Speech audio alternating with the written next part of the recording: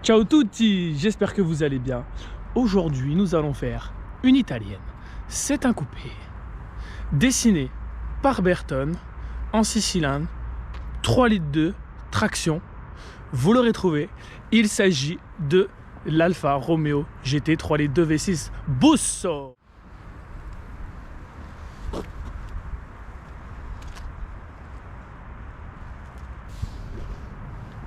Donc ici, comme vous pouvez le voir, avec son beau gris qui lui va, je trouve, à ravir. Donc il faut savoir que c'est la dernière Alfa coupée avec le V6, le vrai V6 Alfa d'Arez. Donc ici, on va retrouver une petite option non négligeable. Nous avons les jantes en 18. Voilà, qui avait en option sur les 147, 156 et GT. Donc ici c'est du 18 pouces en 225 40 18 du coup. La petite modification qui a été apportée, donc on va plus le voir sur les étriers avant 4 pistons Brembo, c'est que les étriers ont été repeints en jaune. Donc ici, à l'instar des 147 et 156, dès les premières versions, on a du 330. Parce qu'il faut savoir que sur les premières Alfa 147 et 156 GTA, les étriers étaient 4 pistons, mais les disques en 305 mm de diamètre, ce qui fait qu'ils se voilaient assez facilement, parce qu'il faut dire que ces autos-là font dans les 1 tonne 4, pas loin d'une tonne 5, donc ce qui est quand même pas mal pour un coupé ou une petite compacte comme la 147.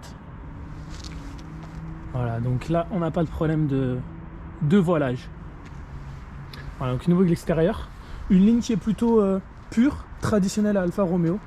Donc ici, il n'y a pas de protubérance, de choses comme ça. On est plutôt sur une ligne, on va dire, assez sexy. Voilà, donc tout en courbe. Je vous laisse un petit peu voir ça. Tout en courbe, pas d'arête nette, saillante. Voilà, un dessin simple. 2 lignes sur le côté. Donc l'avant, lui, pour la plupart des aficionados, est apprécié. Par contre, l'arrière, un petit peu moins. Donc par rapport à ces deux petits feux arrière, personnellement j'aime bien. Voilà, donc après il y en a qui n'aiment pas. Moi je trouve que ça lui va bien, ça reste très fin comme le reste du dessin de la voiture. Très agréable à regarder. Donc ici, les modifications, on a aussi 4 combinés KW-V2, donc réglable en dureté. Parce que d'origine il faut dire que c'est un petit peu haut, je trouve. Donc là, il a été rabaissé de 3 cm, ce qui pour moi est très bien, parce qu'après on va commencer à être vraiment très bas. Si vous le voyez ici, là ça va, on n'est pas trop bas, mais je mets tout juste la main. Voilà, ça touche. Voilà, donc le mieux c'est de pas descendre plus. Après chacun fait comme il veut sur son véhicule. Mais ici je pense qu'on est dans la moyenne. Autre modification, donc le silencieux. Il faut savoir qu'ici, d'origine, c'est un silencieux aussi à 2 sorties, mais elles sont plus petites et c'est un silencieux comme toutes les lignes d'échappement en acier. Ici, il a été modifié par un Novitec en inox. Donc le son pour moi est un peu grave, un peu trop grave, trop atténué. Je vous ferai écouter tout à l'heure. Après, c'est les goûts de tout à chacun. Ensuite, une autre option, donc on le voit bien ici, c'est les radars de recul. La visibilité étant vraiment moyenne. On va vraiment pas s'en priver. Ceux qui ont l'option, je pense, ne la regrettent pas. Ensuite, au niveau de l'extérieur, encore une chose simple, les poignées de porte, c'est les mêmes que les 147. Hein. Donc ici, très simple. C'est pas du plastique, tant mieux. Parce que l'intérieur, des fois, de ces poignées casse. On a des soucis pour l'ouverture de porte. Pareil, le clignotant, c'est pareil qu'une 147. Les rétroviseurs aussi. Je vous montrerai l'intérieur juste après. Ça ressemble beaucoup à une 147. Donc l'avant aussi, sauf que la calandre est tout de même beaucoup plus grosse. Donc voilà, toujours rien de très agressif. Ici, les logos ont été changés, donc par des noirs et chromés. Ce qui va bien avec l'auto vu qu'elle est grise. Voilà. On a fait le tour à l'extérieur. Je vais vous faire un petit tour à l'intérieur. Parce qu'une italienne, ça se vit à l'intérieur. Donc qu'est-ce qu'on va retrouver? Déjà, chose très simple qu'il y a sur beaucoup de modèles, il faut l'avouer, mais qui fait la petite différence, c'est un coupé, comme je vous disais. Et ici, on peut voir qu'il n'y a pas d'entourage de porte. Ça fait son petit effet, j'adore ça. Alors ici, on a sellerie full cuir. Voilà. Pour avoir les beaux panneaux de porte comme ça là en cuir noir. C'est très simple, mais je trouve c'est très beau. Ensuite on va arriver sur la planche de bord. Sur les GT, donc sur beaucoup de GT, pas sur toutes, c'est du cuir. Voilà, à l'instar des 147 qui ont même tableau de bord, mais pas en cuir. Donc ici voilà, le volant 3 branches, comme souvent sur les Alfa Romeo. Vous pouvez régler le téléphone, mais je vous montrerai pas comment on s'en sert parce qu'il faut une carte spécifique. Voilà, c'est à l'ancienne. Hein. Ici, régulateur de vitesse, limiteur de vitesse. Voilà, limiteur qui a pu sur bon nombre de voitures. Ici, les compteurs, toujours avec ces puits de compteurs. Ça, on s'en lasse pas. Compteur gradué jusqu'à 300. Bon, je vous rassure, elle y va pas. Hein. Je ne dirais pas non plus à combien elle monte, sauf en Allemagne, ça je peux vous dire. 260, 270. Voilà, savoir que la boîte est tout de même assez courte. 6 rapports. Voilà, boîte manuelle. Hein. Il n'y a pas eu d'Alfa GT 3 litres 2 en boîte séquentielle. Donc ici on n'aura que du manuel et c'est tant mieux. Donc celle-ci a l'option Bose, comme pour ceux qui l'auraient déjà vu. Voilà, elle a le son Bose. Elle a aussi le GPS avec le gros écran. Bon, les couleurs, la finition, tout ça, ça commence à accuser un petit peu le poids des ans. Mais au final, quand on achète ça, on sait ce qu'on achète. Donc au final, on s'y fait. Pour ceux qui voudraient éventuellement un petit poil de modernité, on pourrait repeindre ou changer toute cette partie-là. Ça se change par éventuellement un autoradio Android, pourquoi pas, avec Bluetooth, etc. Ça se fait très bien, il n'y a pas de souci là-dessus. Ici, on a pensé au pilote, une petite mousse, voilà, pour le genou. Et au niveau de la petite ignition, les petites touches, j'adore, le petit logo GT ici, pour cacher le cendrier, qui a plu dans beaucoup de voitures d'ailleurs. Ici, la trappe à essence, l'ASR qu'on peut déconnecter, pas totalement, hélas. Le petit accoudoir, et pour finir donc les sièges. Ici, c'est des semi-baquets. Je les trouve vraiment baquets. Voilà, il faut pas être trop gros pour rentrer dedans, hein, je vous avouerai. Voilà, donc là on a fait le tour. Ensuite, je vous ai dit, c'est un beau sang.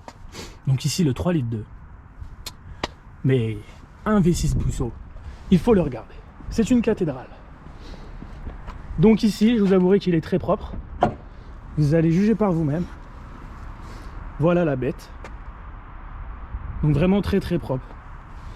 Donc ici, même moteur que 147 156 GTA. Sauf qu'il a été dégonflé de 10 chevaux, 240 chevaux. Pour du coup 250 sur les 147. Est-ce que c'est vrai? Je ne saurais pas vous dire. Parce que j'ai essayé bon nombre de GTA. Je ne vois pas vraiment de différence. Donc si c'est 10 chevaux, pourquoi pas? Est-ce que c'était pour vendre? C'est pas impossible. Quoi qu'il en soit, même les connaisseurs ont du mal à avoir la réponse à cette question. Donc ici très propre. Différence avec les GTA, tout simplement, le plénum d'admission ici, c'est pas écrit GTA, c'est écrit V624 comme sur les 2,5 litres et les 3 litres. À savoir que c'est le même plénum justement que les 2,5 litres et les 3 litres. Hélas, donc pour ceux qui connaissent, le 3 litres 2 a été étudié avec un plénum qui faisait pas la taille là et un échappement qui n'avait pas tous ces systèmes anti-pollution, donc sortait plus de chevaux. Mais pour réussir à arriver aux normes Euro 3, ils ont été obligés de mettre un plénum plus petit et de lui enlever du coup, de le castrer de quelques chevaux pour arriver à seulement 240, 250 comme l'origine. Et ils ont bien fait parce que sur ces modèles-là, on n'aurait pas eu le Busso et ça aurait été bien dommage. Donc, je vous laisse un petit peu admirer. Voilà, le moteur est simple, vraiment très simple, mais très beau. On n'en fait plus des comme ça. Donc qu'est-ce qui n'est pas d'origine ici? Eh bien c'est très simple, c'est tout simplement ce tube là que vous aurez directement remarqué, qui va avec les pipes d'admission. Donc d'origine tout est en plastique et il y a un résonateur, ici on ne l'a plus. Donc l'admission fait un petit peu plus de bruit, surtout quand on voit la petite boîte à air BMC CDA carbone. Voilà, donc pareil, c'est pas d'origine, ça respire un tout petit peu mieux. Et c'est tant mieux. Voilà, une petite vue un peu plus loin. Voilà, ça fait toujours son petit effet, je trouve. Vous pourrez mettre en commentaire si vous aussi c'est un moteur qui vous plaît visuellement. Ensuite, un moteur, c'est beau à regarder, mais c'est beau aussi à écouter. Donc on va démarrer la bête. Là.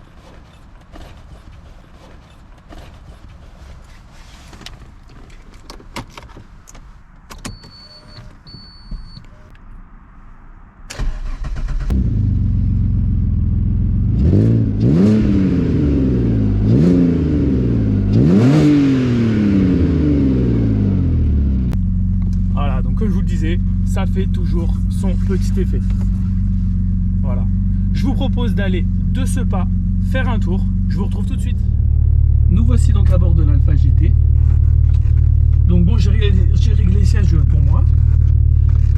Donc on est bien. On est assez bas. Ça aurait été peut-être mieux d'être un petit peu plus bas comme dans le coupé GTV 916 pour ceux qui connaissent. Mais sinon on est bien. Le dos, bon, je vous le disais, on est très à l'étroit. Donc je ne vais pas jusqu'au fond du siège. Bon, après chacun sa morphologie. Vous pouvez déjà entendre le pause son. Donc ici c'est la dernière évolution du V6 Alfa Romeo. Donc 3 litres de 24 soupapes. Comme je l'avais dit dans la vidéo de l'Alfa Speeder, la première évolution c'était un 2 litres 5 12, 3 litres 12, le 3 litres 24, le 2 litres 24 et le 3 litres de 24 soupapes. Donc après pour faire passer le 3 litres à 3 litres 2, qu'est-ce qu'Alfa Romeo a fait? Bah, c'est simple, ils ont changé le vilebrequin et allongé les bielles, ce qui fait que la course a été augmentée et ils ont pu passer à 3 litres 2.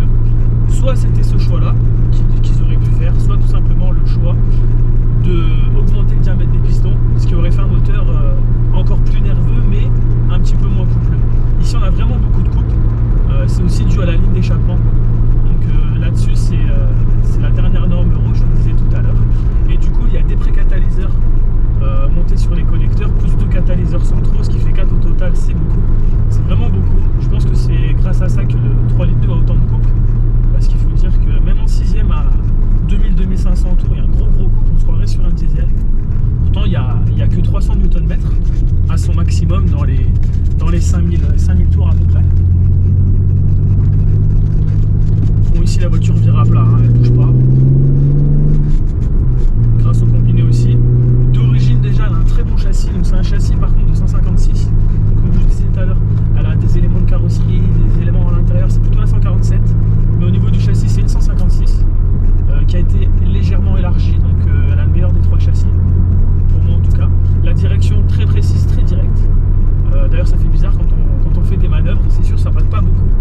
Mais vraiment la direction elle est géniale.